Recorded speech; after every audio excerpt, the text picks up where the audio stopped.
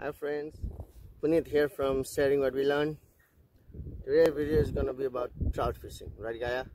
Yes. Gaia is my cameraman, thank you for helping me out.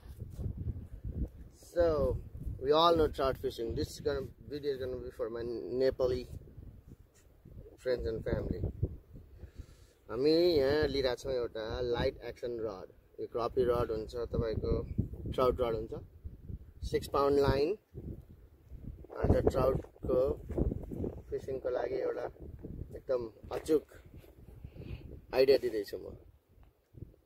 यहाँ हामीले लिएका छौँ सानो 14 नम्बर अथवा 16 नम्बरको treble hook.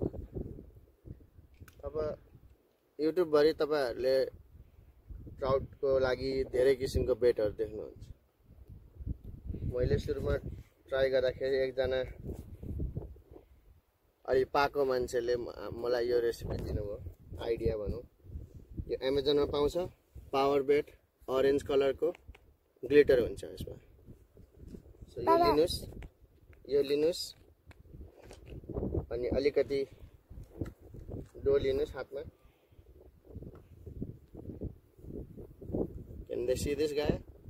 Okay. So I need to ask you a question. सानो एउटा डल्लो बनाउनुस्. I'm gonna ask you a question. Okay, when we do this, okay. अनि त्यसपछि यो ट्रेबल हुकलाई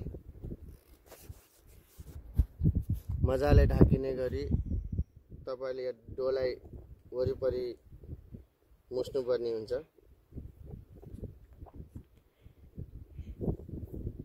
हेर्नुस् हाम्रो यहाँ यो ढाकिसकेको छ. मैले यहाँ भन्दा करिब 1.5 फुट माथि जति एउटा सानो वेट राखेको छु. यसले गर्दाखेरि वेट तपाईको पानीको सबभन्दा तल बस्ने छ र यो डो चाहिँ माथि फ्लोट हुने छ. हामी यहाँबाट फाल्दै छौं लगभग 20-25 फिट टाढा. अनि हामी कुर्छौं पानीको तल पुगोस् भनेर. अनि यो जति लुज भएको भाग छ तपाईको लाइनको, यसलाई रिल गरेर लाइन सिधा हुने गरी हामी यहाँ राख्छौं.